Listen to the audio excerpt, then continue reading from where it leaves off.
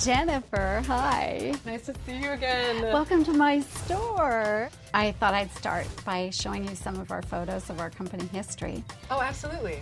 This is my dad and my mom standing out in front of the door. The shop was started in 1948, but these pictures were taken right around 1950. So I've been thinking about ways in which I might look ahead and try to make some changes. I'm wondering where to go next.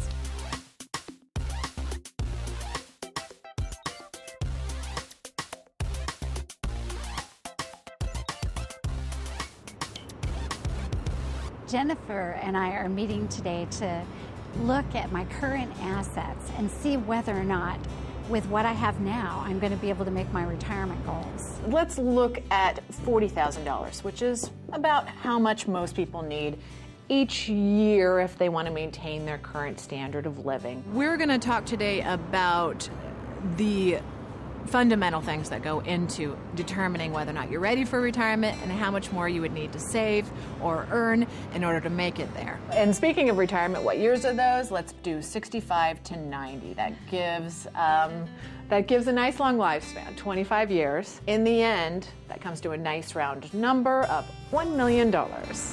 When she started with $1 million that I was going to need to finance my retirement, it was pretty overwhelming. Kathleen discovered she still has a lot of work to do. You have a profit sharing, and just for argument's sake here, we'll put that at $150,000.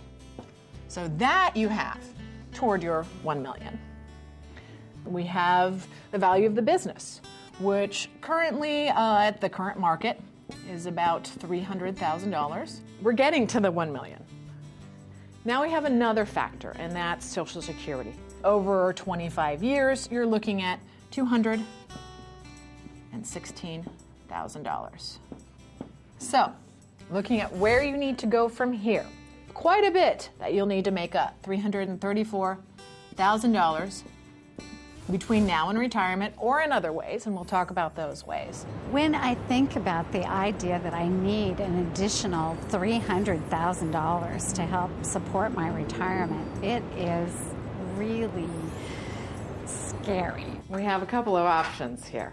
You can save more, number one. Number two, you can work longer. You could die sooner than 90.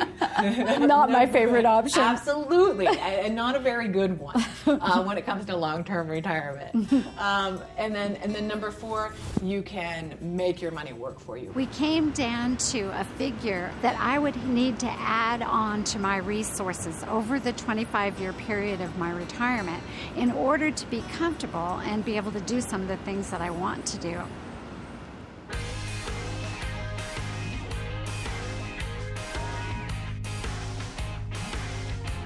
I've invited Jen to meet me at the Architectural Heritage Center to show her a display that includes some of my vintage linoleum.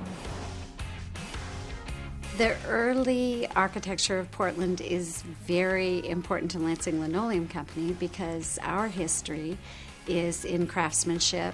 I was asked to contribute pieces of early marmoleum or early linoleum to this collection. This one was an architectural bit that was uncovered when we were doing another remodel. Okay. It's on loan from me.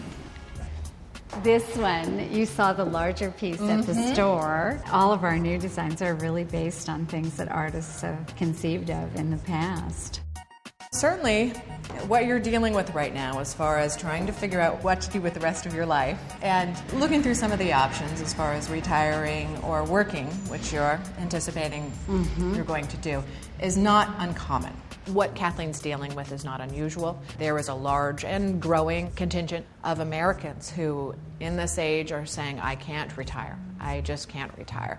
I have to continue working. This is the work-tirement era, and that is about finding something they can do part-time that is more fulfilling.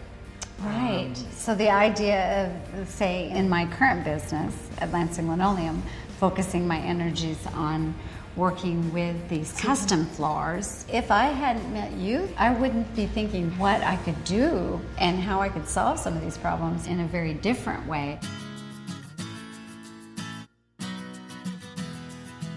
Could you stay on in the business doing just the custom work? One of the options, if I were to cut back my time at the store, hopefully Mary is coming up and working with most of the customers.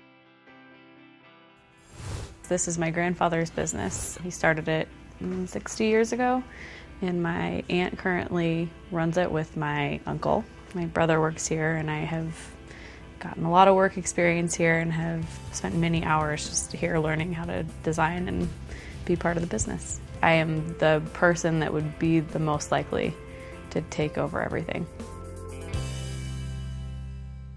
It looks like Kathleen's retirement is a little further off than she thought, and like many baby boomers, she may find herself taking part in work-tirement before considering full retirement. Next on The Invested Life, Jennifer helps Kathleen put the pieces together for her future retirement by focusing on the 3 key considerations that she must weigh: optimizing the family business, maximizing her real estate assets, and appropriately allocating her existing investment portfolio.